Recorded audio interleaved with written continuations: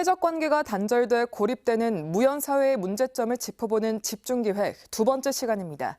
전북엔 2만 명에 가까운 도민들이 이른바 은둔형 외톨이로 살아가는 것으로 추정되고 있는데요. 이들에 대한 맞춤형 대책이 요구되고 있지만 자치단체의 대응은 걸음마 수준입니다. 전라북도는 지난해 은둔형 외톨이 지원 조례를 만들었지만 아직 실태 파악도 못하고 있는 형편입니다. 강훈 기자의 보도입니다. 고등학교 2학년부터 8년가량 주위와 관계를 끊고 살아온 김초롱 씨. 가정 문제 때문에 생긴 갈등으로 우울증이 생겼고 주변 사람들과의 접촉을 스스로 차단했습니다. 공부를 예를 들어서 하려고 해도 불안해서 집중할 수가 없으니까 그 당시 할 수 있었던 게 뭔가 컴퓨터 게임이라든지 유튜브 이런 좀 자극적인 것밖에 없었어요. 김 씨는 더 이상 이렇게 살 수만은 없다고 느낀 적도 있었지만 무엇을 어떻게 해야 할지 막막했다고 털어놓습니다. 아마 내가 도움을 받고 싶어서도 못 받았을 것 같다는 생각이 들어요. 사실 그 당시에 지원도 그 당시에 서울에도 많이 없었는데 지방에는 더더욱 없었던 상황이고 19세에서 34세 사이의 청년들 가운데 3.1%가 고립됐다고 가정했을 때 발생하는 연간 사회적 비용은 7조 원. 7%대로 늘어날 경우 10조 원을 넘을 것으로 추정됩니다.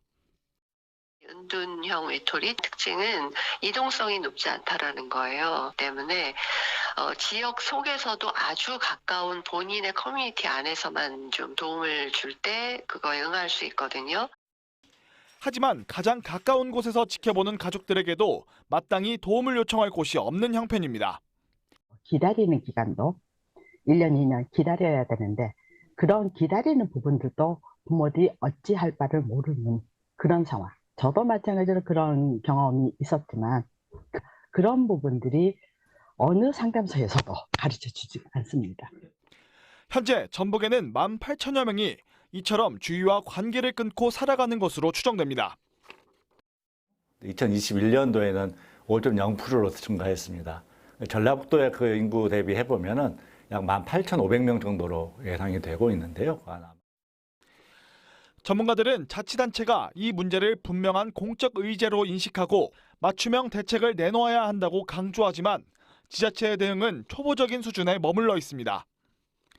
전북도의회는 지난해 11월 은둔형 외톨이에 관한 지원 조례를 만들었지만 예산이 없어 기본적인 현황조차 파악하지 못하고 있습니다.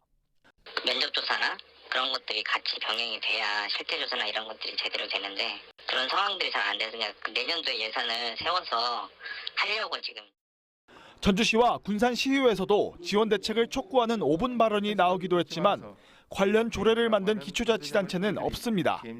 고립과 단절을 선택한 이들을 끌어내 사회와 다시 연결시키기 위해서는 자치단체의 적극적인 의지와 실효성 있는 대책이 시급합니다. JTB 뉴스 강훈입니다.